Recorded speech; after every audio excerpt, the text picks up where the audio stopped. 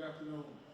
My name is Domonic, Hopson, and I have the pleasure to serve as the CEO of Neighborhood Family Practice, which is a Cleveland, Ohio-based family qualified health center. And I'm sure you're wondering why is someone from Ohio facilitating a conversation with leaders from New York. But what we've learned in our time as we prepare for this panel is that so much of the things that you all are navigating here in New York are also challenges that we're trying to solve in Ohio, and I suspect you can say the same thing from across the country. And so we're looking forward to this conversation. Again, for us here today, we're talking about building a healthcare system where people can actually reach. We know that so many of our patients are disconnected from our system because of the fragmentation. They are trying to access whether it be preventative or primary care, but they can't do that because of some of the social challenges that they're facing, whether that be food insecurity, housing instability, transportation, or just cost. And so we're hoping today that we're going to have a conversation about that and walk away with some shared ideas and solutions. But first, I want to get started by introducing our panelists. And so I'm going to ask the team to introduce yourself, your organization, and the lens from which you approach this work. So, Kevin, if you want to get started. Great. It's good to be here. Thanks for staying for the afternoon sessions. I am Kevin Fiori. I'm a general pediatrician at the Children's Hospital of Montefiore. My role there is really split between leading our health-related social needs program across our health system, and also supporting a program of community health workers that helps help patients who identify social needs in our clinical services. My name is Matilde, Román. I am the Senior Vice President and Chief Inclusion and Impact Officer for Westchester Medical Center Health Network. I want to take a moment to really thank Blooming Health for convening this discussion. I think that we all have a vested interest in ensuring that we really kind of move from fragmented approaches to connecting to social care networks, to really creating an effective, integrated model that works for all the people that touch healthcare systems and social care networks. I lead the strategy for implementing and embedding equity, inclusion, and diversity within the network, and it's really about, how do I ensure that care is delivered in a way that's tailored to the needs of the patients in which we serve. And people think about Westchester County and, so the Westchester Medical Center is an integrated healthcare system. It's the only safety net in the Hudson Valley. And so we have a large region that we cover. And when people think about Westchester, they consider it affluent. We just talked about it, in the green room. An affluent neighborhoods, and what people fail to see is that we have a large need, unmet needs within communities, under-resourced communities, many communities of color, a large Hispanic-speaking population, and so part of the work that I do is to, one, figure out ways where we can really build the capacity for our providers, but also thinking about how we integrate and work with community-based organizations to bridge care coordination in a more seamless way. Thanks, Matilde. Hi, Elisabeth Panighetti. I'm a health equity professional with MVP Healthcare. I'm also a PhD student at Tiffin University. And I have the privilege at MVP Healthcare to support community partnerships, trying to advance efforts to make more equitable care and access for all the members that we serve, but also having enhanced partnerships with those interested agencies in support of broad community health. So we're really focused on doing what we can to hear from the community and from providers and stakeholders around ways that we can make a difference to deliver care in a better and more accessible fashion. Hi, everyone. My name is Rochman. I'm the Chief Strategy and Growth Officer at God's Love We Deliver. We are a non-sectarian, nonprofit provider of medically tailored meals and the leading provider here in New York. But we provide about 4 million meals across New York for about 15,000 individuals living with life-altering illnesses who also have limitations in activities of daily living. So mostly people who have multiple chronic conditions living at home or homebound. And our organization serves over 200 plus diagnoses Medically meals are a service in food as medicine, which they are tailored specifically by a team of registered dietitians to an individual's chronic condition. So we really ensure that the food is really meant as a healthcare service to improve the health and well-being of individuals for their lifestyle. Thank you, thank you. And so you can hear we have, of course, healthcare providers, safety net providers, and community-based organizations in addition to a payer. And so you have a wide range of perspectives. In many ways, when you talk about us, we're on the opposite sides of the table. And so I'm excited to have all of us here talking about how we can collaborate and hopefully help solve problems to make it easier for our patients to navigate our systems. And so, Kevin, I would love to get started with you. I know that you all have an amazing program focused on integrating community health workers into the expanded care team. I would love to hear your perspective on how you've approached physicians and other advanced practice providers to make them more comfortable with bringing community health workers into that historical model that didn't include people reaching out in that way. Yeah, it's a great question. So my public health career started about 20 years ago in West Africa, and that was my introduction into community health workers and the value that they bring to high-performing health systems. I would say the person with the MD or DO or PNP behind their name tends to be like the biggest barrier to integrating community health workers well. It's mostly not because we have some aversion to the concept of community health workers, but it's mostly in the U.S. because we don't know that workforce well. We don't understand the scope of work very well. We don't understand the training. And in the U.S., we have a lot of different types of roles that we call community health workers, and it becomes a problem for how we integrate them. So our team spends a lot of time working with the clinical teams, especially the MDs who, like myself, are we're very apprehensive about sharing this special relationship that we have with the family or with the patient. We want to understand, who is this person that I'm referring to? What are their credentials? And we spend a lot of time explaining that, and then once our clinical teams understand the value that community health workers actually bring to a team, they don't want to get rid of them, and they want more of them. And so I think there's a learning curve that has to take place within, especially U.S. health systems that are not accustomed to working with this workforce. But one of the things that we try to emphasize is the idea that community health workers are professionals. They come with expertise that the clinical team usually does not have. And so we need to find ways to integrate them well into our system. I know that some of our other panelists also have some exposure and experience with community health workers. Does anybody else want to add to that? Yeah, so at Godsell we deliver, while we're traditionally been a food and nutrition provider for a long time, because of the Medicaid 1115 waiver and the opportunity to really integrate social care navigation into our model, we recently, over the last year and a half, developed a team of community health workers. And this team of community health workers, in the context of the waiver, is really helping to screen and navigate clients to all the services they would be eligible to work through the 1115 waiver. So all the health-related social needs, including nutrition, housing, enhanced care management, and the like.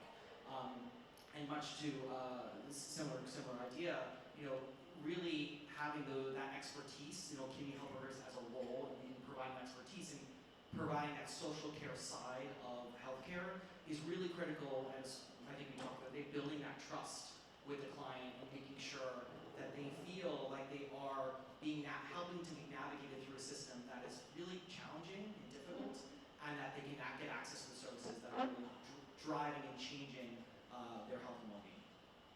Thank you. Kevin, I want to stay with you. I know that your work is primarily focused in the Bronx. And we're talking a lot about social drivers and any barriers that our patients have. How do, as a system, you all structure and prioritize how do you solve which social barrier, or what is the most significant issue that you're seeing across your patients? Yeah, it's challenging. Bronx County has the deals with the unfortunate reality of having, in terms of the 62 health counties in New York State being at dead last, being 72. And so we have challenges in terms of how do we deliver excellent healthcare when we know that the things that matter the most, probably in terms of health outcomes, have nothing to do with healthcare, which is a challenge. And especially as a pediatrician, I know this even more. Most of my kids that I see in the South Bronx, I work at one of our federally qualified health centers, they're usually well. So their problem is not clinical in nature. They have problems with accessing services related to structural barriers related to poverty. And so as a health system, we have to be smart about how do we think about this problem. It doesn't make sense for us to reinvent the wheel.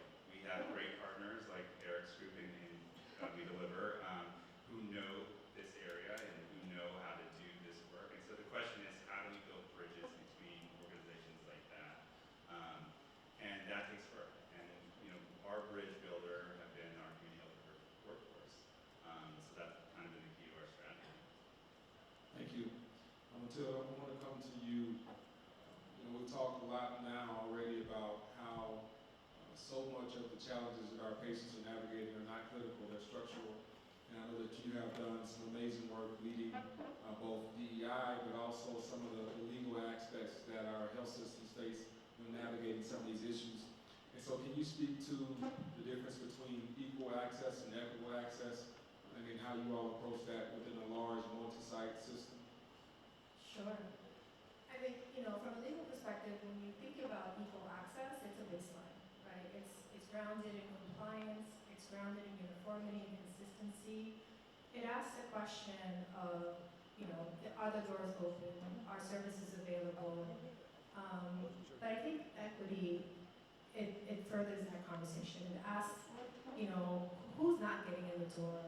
Once you're in the door, what are the barriers to navigate spaces and the continuum of care, and why, right? And that's really where, you kind of come to situations where, as clinical providers, it's that clinical interaction, and our role is way beyond. I'm really going to be talking about an integrated, effective care model that meets the needs of the health and well-being of every individual. We're 20% maybe of what we can provide for the individuals that we encounter. The other 80% is all the social care networks out there. And how do we really create an integrated approach that allows us to connect in a way that is meaningful, that is usable, and that is trusted for those, and really take into consideration the diversity of the population and the needs, right? Because when you think about whether you're looking at it within the intersection of race or ethnicity or language, right? When you talk about language with respect to what's equal, right? Having interpretation services in your clinical floors, that's equal, right? Equitable is really identifying the need for language services and providing, at every point of contact, those services so that individual can understand what is being said, and those services can be provided, and the discharge planning documents then are then provided in the language that is understood by that patient, and that there's a warm handoff, right? That's how the ideal state. That's what we're all striving to do, and so that's the work ahead. Thank you. We'd love to bring some others into this conversation. Of course, we're in a space where DEI is frowned upon, or in many ways it's a risk when you're leaning into that. But we know that there are so many disparities that exist in our country, in our systems, across race, across ethnicity, across language barriers. So somebody else want to add what the work that you all are doing in our current landscape, how you continue to lean into this work? So I think one of the opportunities that we all have as stakeholders is looking at the evidence and the irrefutable data around having inclusive and collaborative efforts in support of others. And so even if we were to look at it from an economic approach, evidence shows that having diverse, inclusive companies and agencies trying to support those in need, or regardless of the industry, truly, there is a positive economic impact both for that company and for the people that it's striving to serve. So I think that is one idea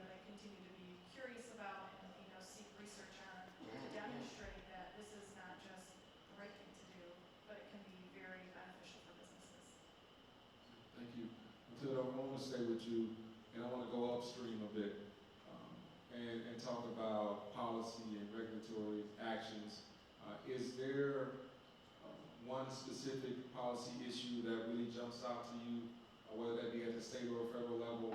And then what are you doing, or what should others be doing to help move the needle on making sure that our policy infrastructure allows for us to truly work and lean into supporting our patients?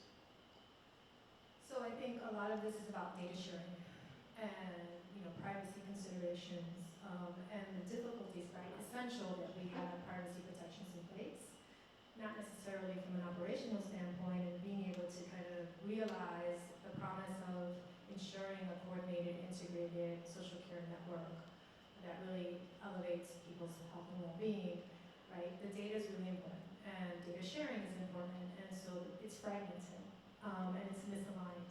And so what happens in the space is that we end up, not discharging patients and during the transition process, and community-based organizations not knowing or not having the information they need to inform.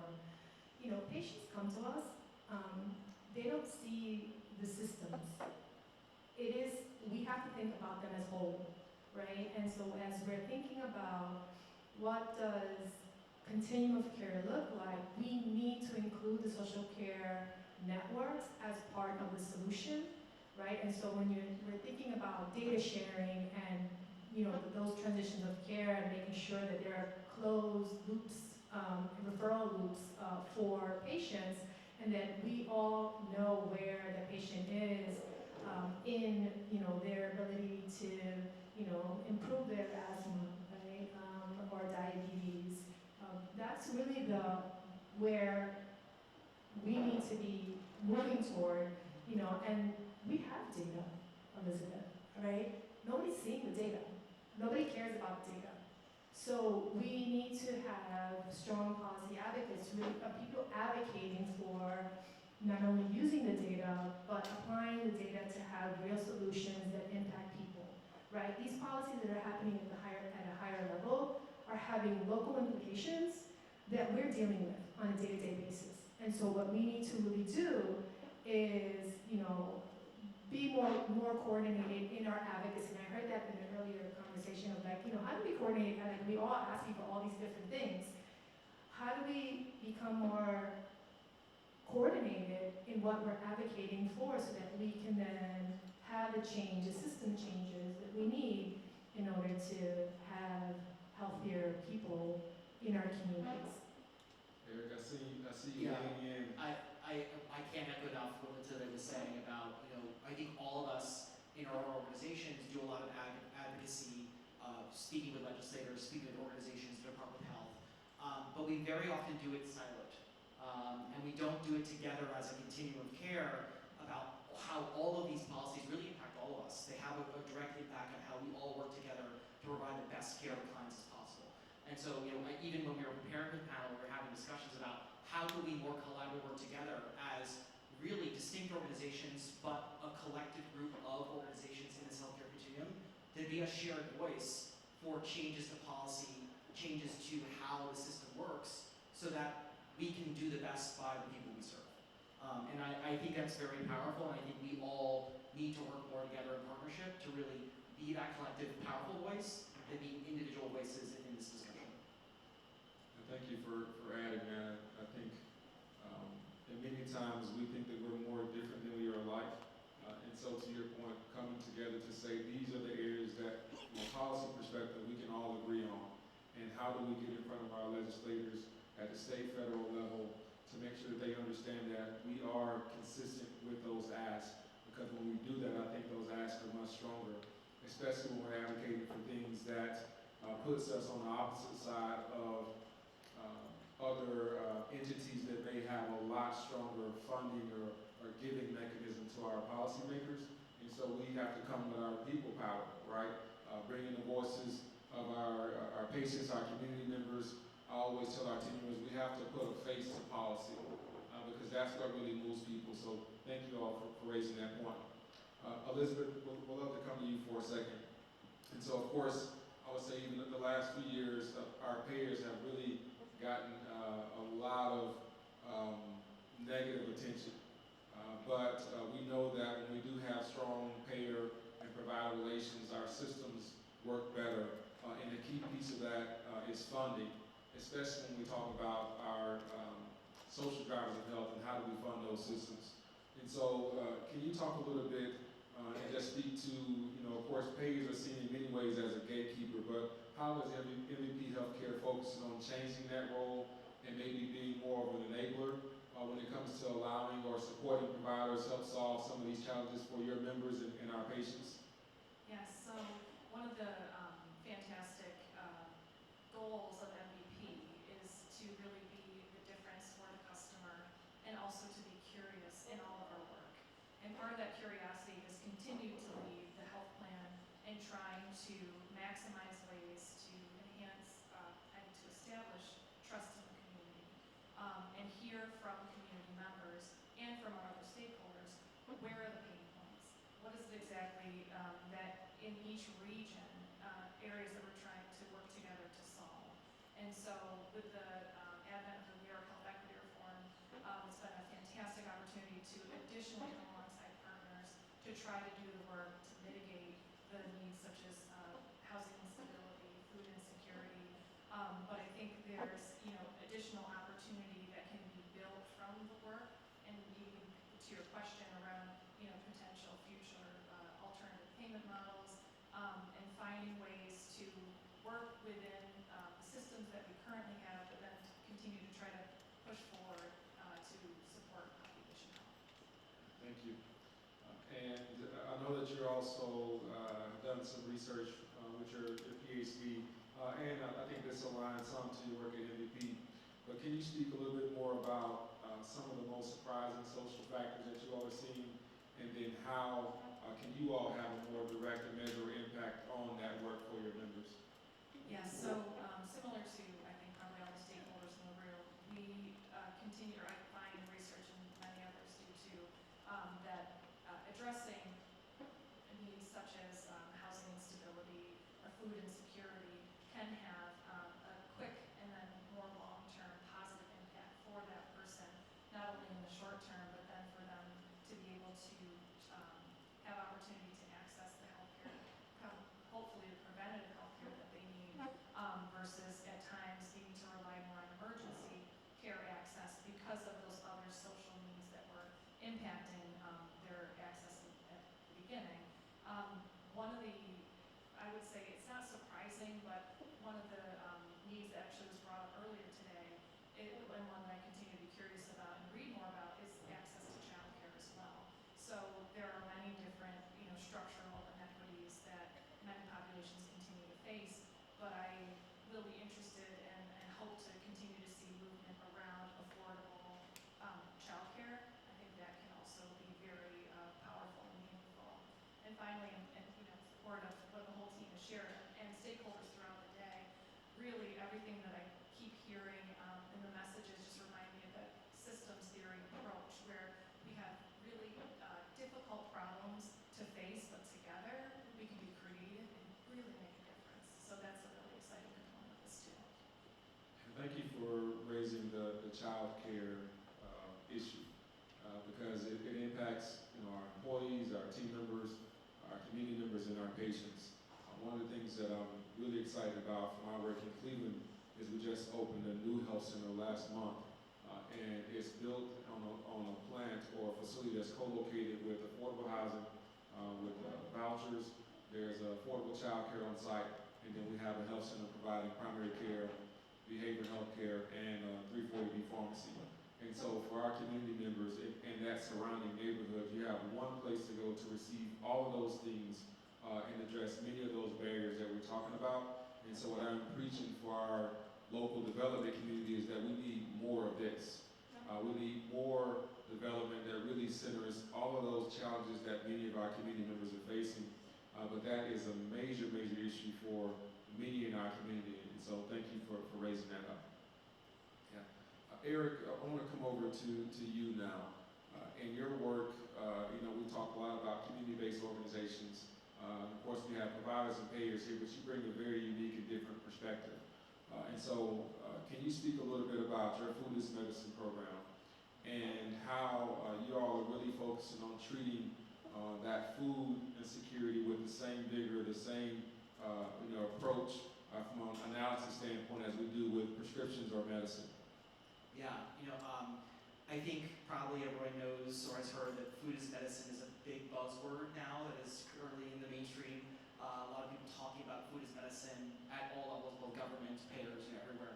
And I think that for an organization like us that's been doing this work for over 40 years, we really ensure that the quality of the meals we provide are based on very studied standards about how we can improve health.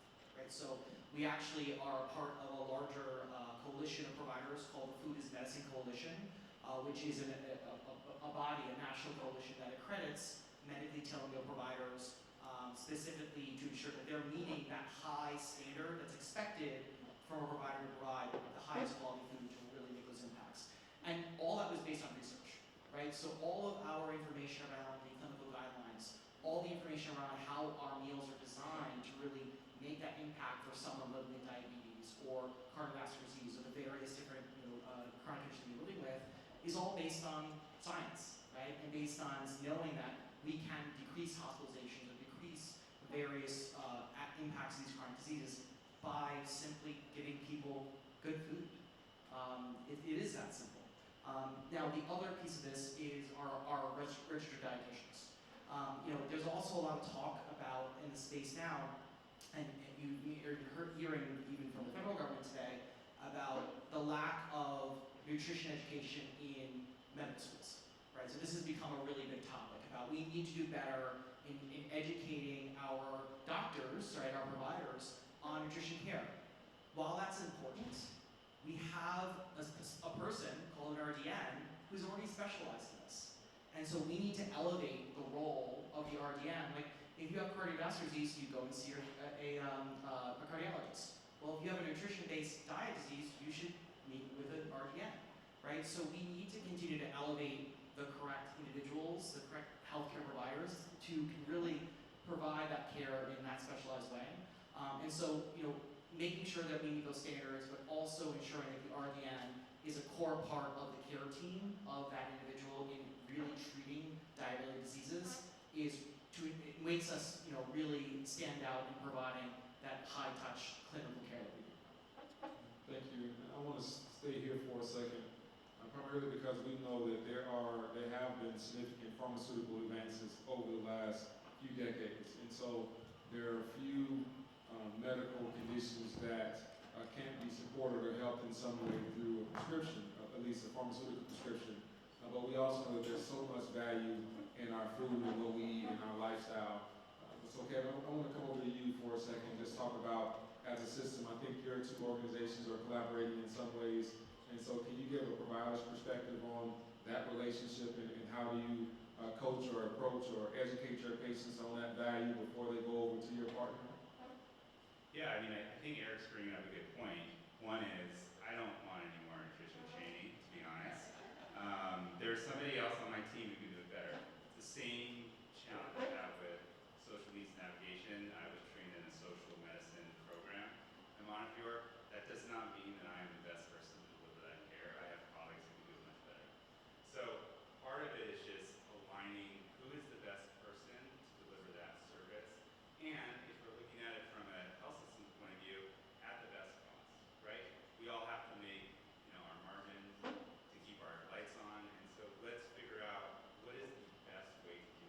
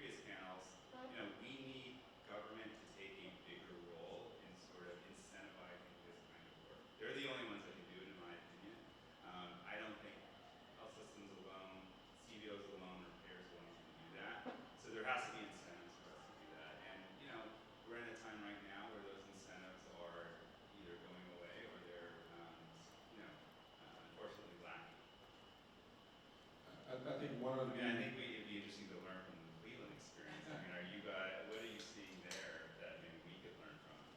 one of the things that I appreciate is there is I would say, an increased emphasis on food in our current administration, right? When you talk about the Make America Healthy Again focus, there is a key point that they're talking about with nutrition. In fact, I think there's a notice of funding opportunity out on the street right now, for sure for federally qualified health centers. I'm not sure what other agencies that are open to that, but are offering dollars to expand nutrition programs like the ones that we're talking about. We have a food is medicine program at our organization through partnership with our local food bank, and we focused on a certain number of conditions that our providers are referring our patients there for, primarily starting with things like diabetes and hypertension. And there's been a significant of success from that program. It is run by a dietitian, and now we're thinking about how do we scale it, because it's at our largest health center, and we have the capacity from a square footage perspective to do that there. But when we look at our other locations, we don't have that same opportunity. And so the barrier that we're focusing on is how do we scale this program? How do we get more patients at those surrounding health centers to have the same access, especially when there's a transportation barrier? And so, Eric, I would love to pitch it back over to you, understanding that there's a funding component, but what does scale look like? You have organizations like you, community-based organizations, you have providers like mine that are doing their own food is medicine programs, but what is that through line that really allows us to scale and make sure that everybody that would benefit from something like this has access to it? And Dominic, not to take your thunder as a moderator, but I also want to ask the question of how do you sustain it? Right? That's the greater question. It's a great question. So for the first question, I think that for food is medicine to be effective, we have to do through partnership.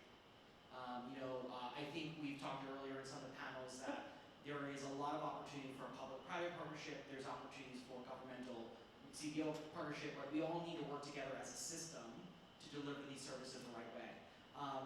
We actually recently started a partnership with an organization called Golden Meals, who is a for-profit provider of halal meals. And we don't have a halal kitchen.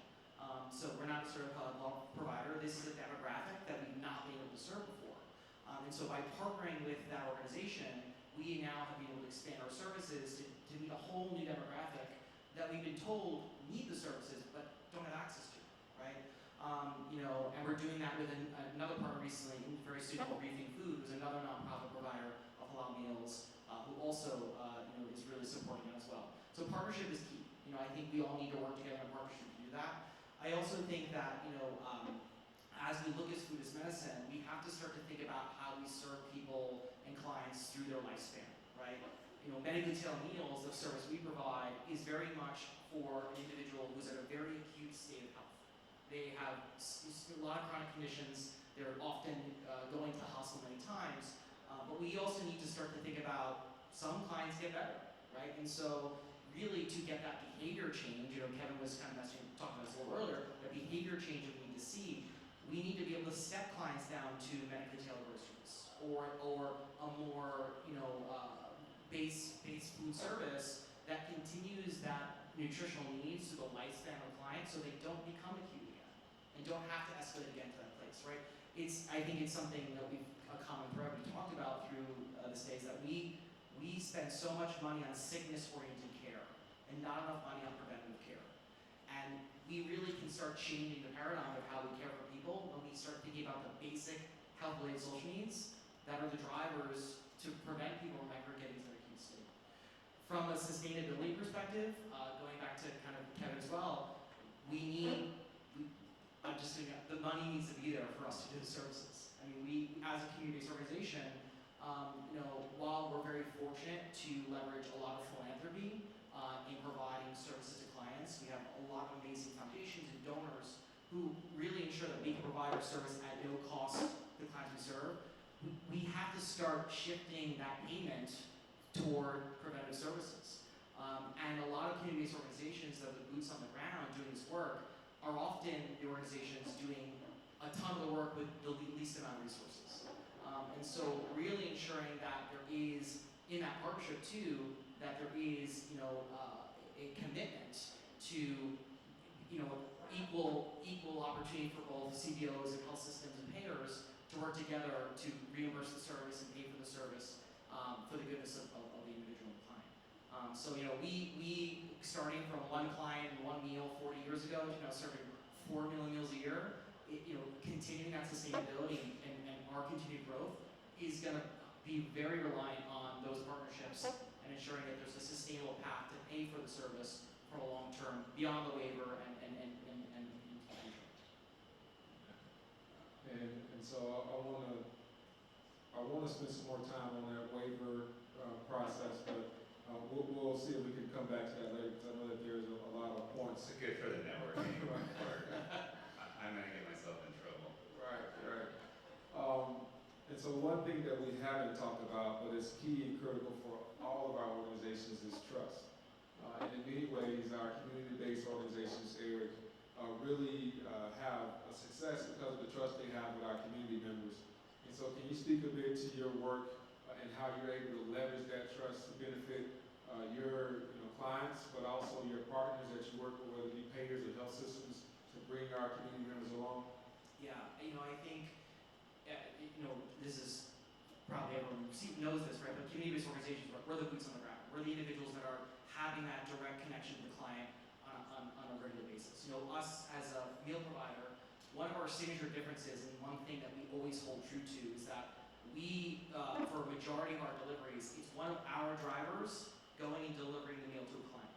And so there's this interaction between a driver and a client that is personal. And this may be the only, for this individual, maybe the only person they see on a weekly basis who has that human personal connection with them. One signature thing we do, which is really beautiful, which I think talks about this, is that we provide every client, it's the only thing we do that's not really food is medicine, but we provide everyone a personalized birthday cake with their name on it for their birthday. And our driver shows at the door, and I get emotional thinking about it, shows at the door, delivers them a cake that sings them happy birthday. And that interaction changes someone and how they feel cared for and the personalization of what they're providing. So, I think we have a duty as community-based organizations to be that connection for the healthcare system and how we deliver care. Now, that being said, going back to partnership, I think there has to be realistic expectations from that partnership about how partners can support us in providing that personalized service and helping to support the outcomes and needs of the system. And so, I think, in talking about Blooming Health, for example, not to plug Blooming Health, but Blooming Health has really helped us to leverage a communication platform that allows that personalized service and allowing us to leverage technology to be effective in really communicating with people at scale that, is difficult for an organization that is serving 15,000 people with some staff of, 200 people, right? So I think, we really need to think about how we're leveraging those things and working as a collective group to do that. Thank you. So I want to ask one last question of all of you. And of course, our panel is focused on how do we make sure that we create true access, right? How do we break down those silos? And so if there's one thing that we can do as a system or our providers or partners that we can do to help our patients better navigate between our organizations, what would that be, Eric? And then we'll go down the line and answer that question. Okay.